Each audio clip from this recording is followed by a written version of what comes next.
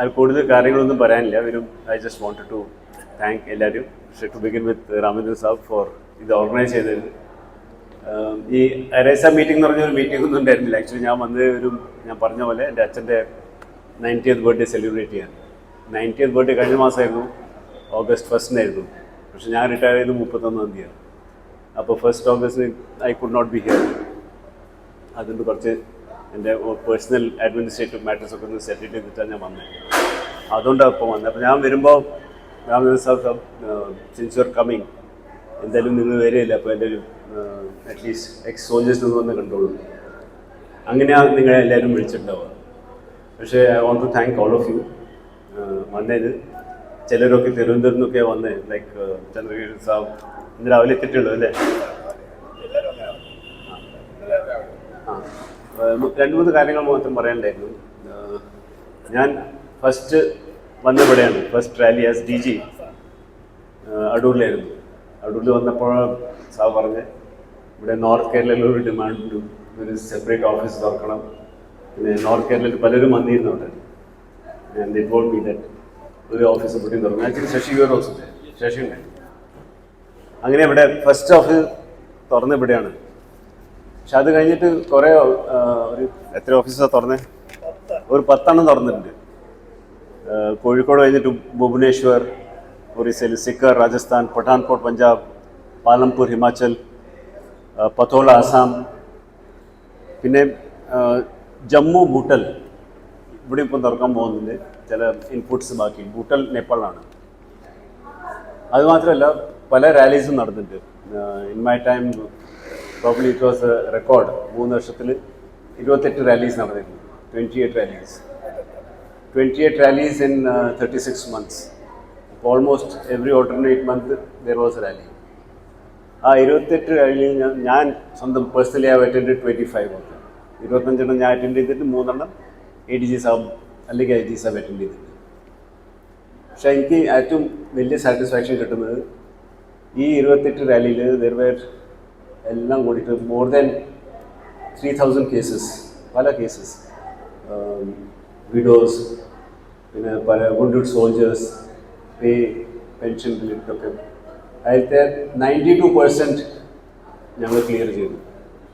അത് ഞാൻ മാത്രമല്ല, എൻ്റെ ടീം, നമ്മുടെ ബ്രിക് പേഴ്സും, കർണൽ റെക്കോർഡ്സ്, ഡയറക്ടർ റൈസ, ഇവരെല്ലാവരും സഹായിച്ചതുകൊണ്ടാണ് ഇതെല്ലാം ക്ലിയർ ചെയ്യാൻ പറ്റി.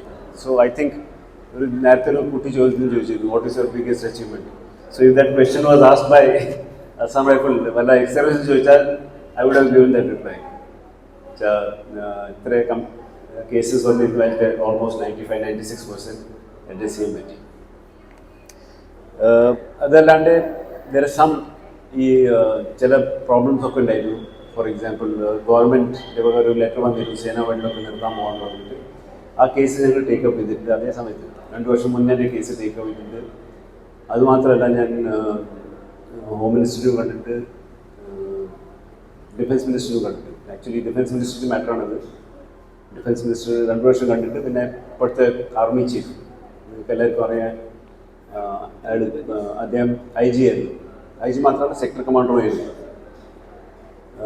അദ്ദേഹം സെക്ടർ കമാൻഡർ ആകുമ്പോൾ ഞങ്ങൾ ഒരുമിച്ചായിരുന്നു. ഞാൻ മണിപ്പൂർ ബ്രിഗേഡ് കമാൻഡറായിരുന്നു, അദ്ദേഹം സെക്ടർ കമാൻഡറായിരുന്നു. അത് കഴിഞ്ഞ് അദ്ദേഹം IG ഈസ്റ്റ് ആകുമ്പോൾ IG നോർത്ത് ആയിരുന്നു. അങ്ങനെ ഞാൻ പല കോഴ്സസൊക്കെ ചെയ്തിട്ടുണ്ട് അതിന് മുമ്പ്. അപ്പോൾ അദ്ദേഹത്തിന് ആരാ ഈ പ്രോബ്ലം. അപ്പോൾ ഈ ഗവൺമെൻറ് ലെവലിൽ റേസ് ചെയ്തിട്ട് മിക്കവാറും ഇത് സോൾവ് ആവും. അതേപോലെ ചില പ്രോബ്ലംസ് വന്നിരുന്നു എക്സ് സർവീസിൽ നിന്ന്. ECHS, എംപാനൽ ഹോസ്പിറ്റലിലൊക്കെ പല ഹോസ്പിറ്റൽ റെസ്പോൺസൊക്കെ നന്നായിരുന്നില്ല. അപ്പോൾ ആ സ്റ്റേറ്റ് ഗവൺമെൻറ്റ്സ് ചീഫ് മിനിസ്റ്ററിൻ്റെ കൂടെയൊക്കെ ഇൻട്രാക്ട് ചെയ്തിട്ട് മോസ്റ്റ് ഓഫ് സ്ഥലത്ത് ഇപ്പോൾ അത് സോർട്ട് ഔട്ട് ആയിട്ട്. നോർത്ത് ഈസ്റ്റിൽ മാത്രം കുറച്ച് പ്രോബ്ലംസ് വെച്ചാൽ കൂടുതൽ ഹോസ്പിറ്റൽസ് എംപാനൽഡല്ല. ഈ ECHS ഹോസ്പിറ്റൽ എംപാനൽ ചെയ്യാൻ ഹെൽത്ത് മിനിസ്റ്ററിൻ്റെ വലിയൊരു റോളുണ്ട്. അപ്പോൾ അക്സെപ്റ്റ് ചെയ്യാത്ത ഹോസ്പിറ്റൽസിലൊക്കെ ഹെൽത്ത് മിനിസ്റ്ററിൻ്റെ സൈഡിൽ നിന്ന് ഡയറക്ഷൻസ് പോയിട്ട് ഈ പ്രത്യേകിച്ച് നോർത്ത് ഈസ്റ്റിലുള്ള ഹോസ്പിറ്റലിൽ ഈ ഫെസിലിറ്റീസ് എക്സ്റ്റെൻഡ് ചെയ്യും. പിന്നെ ഈ ARESM ഡേ ഞങ്ങൾ തുടങ്ങിയത് നിങ്ങൾ അറിഞ്ഞില്ലേ? ഈ വർഷം തുടങ്ങി ARESൻ്റെ റേസിംഗ് ഡേറ്റ് ഒരു ദിവസം മുന്നേ 23rd മാർച്ച്. അപ്പം നേപ്പാളിലൊക്കെ അത് കുറേ വലിയ ലെവലിൽ ആഘോഷിച്ചു. ഇൻഫാക്ട് അവിടുത്തെ എക്സ്പ്രസ്മെനും അവരുടെ വൈഫ്സും കുറേ ഈ അസാം റൈഫിൾ കളറിൻ്റെ ടീഷർട്ടും സാരീസൊക്കെ ഉണ്ടാക്കുന്നത് അത് നിങ്ങൾ ചിലപ്പോൾ വീഡിയോസ് കണ്ടിട്ടുണ്ടാവും. പക്ഷേ അത് മാത്രമല്ല, നാഗാലാൻഡ് മണിപ്പൂരിലൊക്കെ it was a very big success. അപ്പോൾ മൈ റിക്വസ്റ്റ് ചന്ദ്രശേഖർ സാർ നിങ്ങളോടും ഈ അസാം റൈഫിൾ എക്സ്പ്രസ്മെൻ ഡേ വരുമ്പോൾ you must celebrate it in a big way. എന്നാലേ ഈ സ്പിരിറ്റൊക്കെ ജനറേറ്റ് ആവുള്ളൂ. It is not to solve problems but to establish that identity, Assam rifle സോൾജറിൻ്റെ identity. That you must do. ഈ വൺസ് ഈ അസാം റൈഫിൾ ഡേ സെലിബ്രേഷൻ തുടങ്ങിയാൽ പിന്നെ തമ്മിലും നിങ്ങൾ കാണും, യുവർ ഫാമിലീസ് വിൽ മീറ്റ്, മക്കൾ കാണും. So that connection will automatically get established. And don't wait for contribution. I think we must all contribute. If I am here in Kerala, I will surely come at that time, if I am here. But I don't know where I will be. March അഥവാ ഞാൻ ഇവിടെ ഉണ്ടെങ്കിൽ തീർച്ചയായിട്ടും ഞാൻ വരും.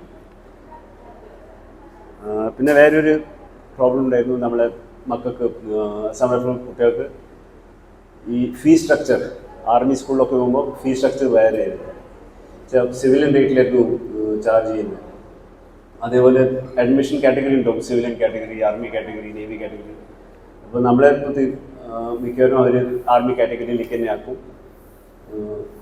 അതോടുകൂടെ പിന്നെ നമ്മുടെ ഫാമിലീസ്, ഈ പേരൻസിനൊക്കെ ഫീസ് കൂടുതൽ കൊടുക്കേണ്ടി വരില്ല, സെയിം ആസ് ആർമി റേറ്റിൽ തന്നെ പോകും.